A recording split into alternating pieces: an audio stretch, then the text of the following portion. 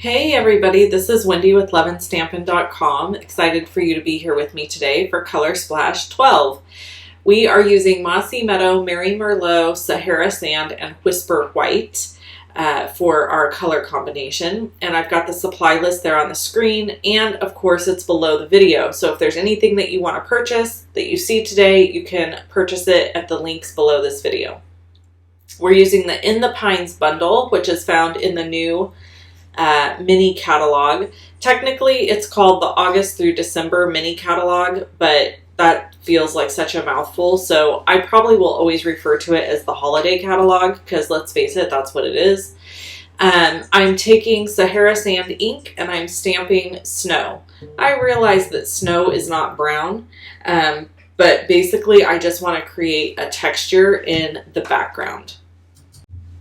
Okay, so after I get that all stamped, I've already stamped these pine trees in Mossy Meadow, and I'm going to add them to this area here so it looks like the snow is kind of falling behind the trees.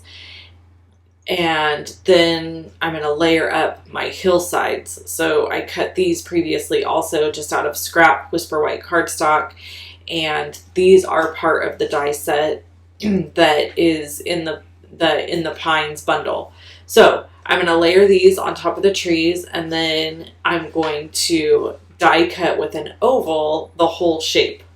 So basically the rest of this card is just basic assembly and stamping. There's nothing super crazy difficult about this card. Anybody could make it. It's really simple.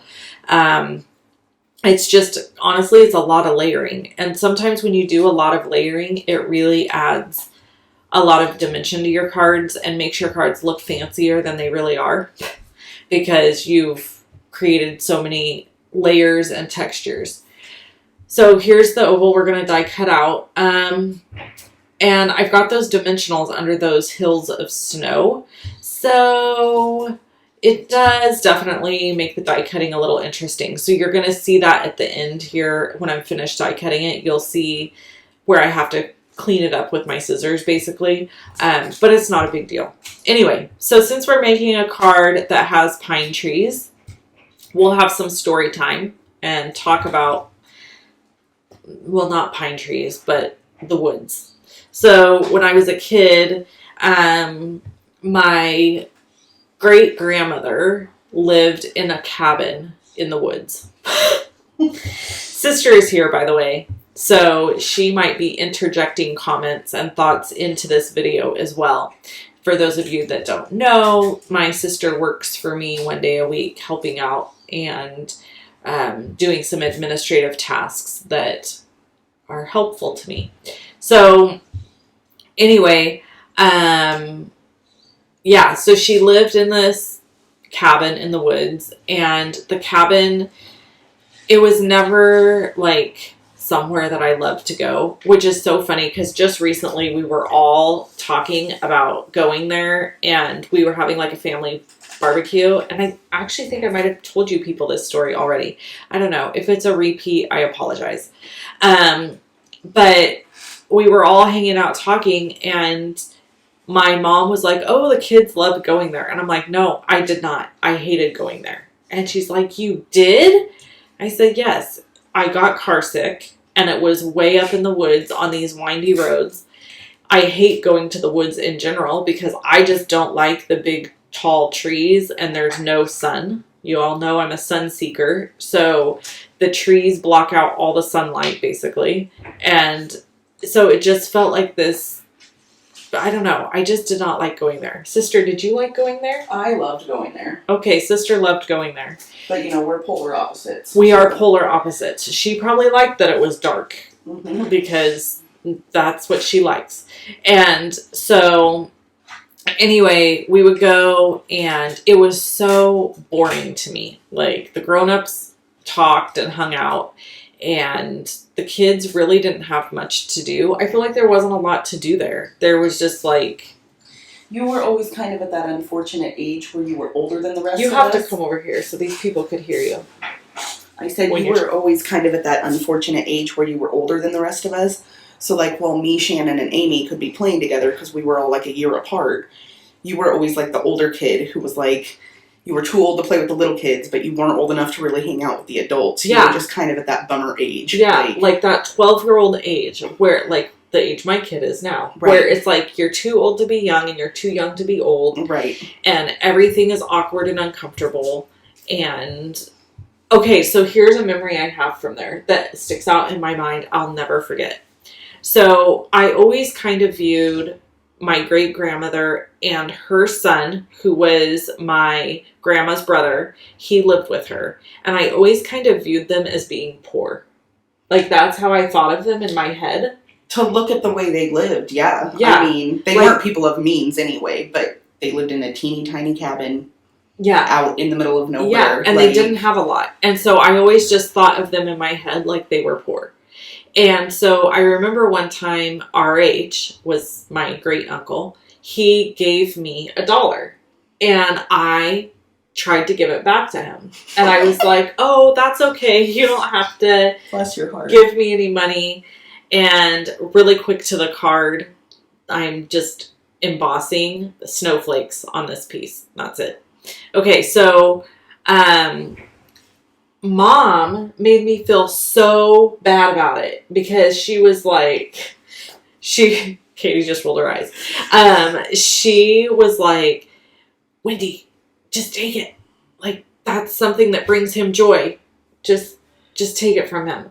Do I have a hummingbird outside the window? I know, they're so cool.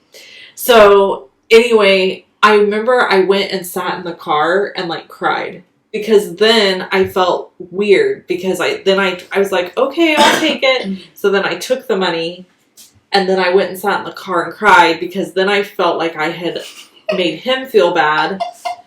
And again, polar opposites, because I would have snatched that $1 and been like, who's taking me to the stove?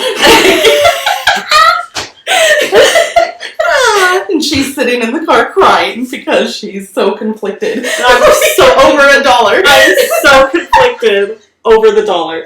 Like, should I have taken the $1? Mom made me feel guilty for not taking the $1. I feel guilty because I took the $1 because I know he probably needs the $1. Oh my God. 12. I was 12. How have I not had a heart attack by now? I don't know. Bless your heart. Sweet Jesus. There's no telling what my cortisol levels are. Telling you.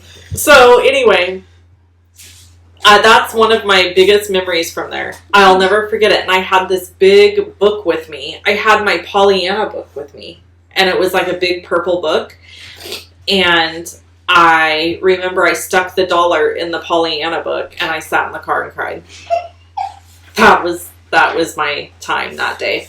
So, anyway, and then also, my great-grandmother, God rest her soul, was not a very fun person. No. She was very stoic, and I always felt like she was kind of mean, even though she wasn't. She wasn't mean, it's just like she was creepy to me. She wasn't mean, she just wasn't nice. She was literally like one of those people, she was born in 1900, but she reminded you of someone that you'd see in like one of those pictures from that time period with like no smile. Yeah. Just like standing there. She barely talked. Sitting, and she chewed snuff. She chewed snuff. So she always had her snuff can next to her. This old like 90-something-year-old woman with her snuff can. We come from Okies, you guys. Okies. It was so gross. And she always had like the paper towel stuffed down in the can. And it was like a Campbell's soup can with the label peeled off of it, and then she had the paper towel stuffed in there, and she was missing a finger on one hand. Yeah, one of her hands, the middle finger. Supposedly, she had cancer in it, and I'm like, I don't think they even knew. She was probably like, this finger hurts, and they're like, well, it's probably cancer, let's cut it off. Chop it off. I mean, so I can just remember her with that hand with that missing finger, like, holding the snuff can and, oh, God. And never smiling, never talking to you, really. And she was super hard of hearing. Like, super bad. Scream at her. You had to scream at her to talk to her.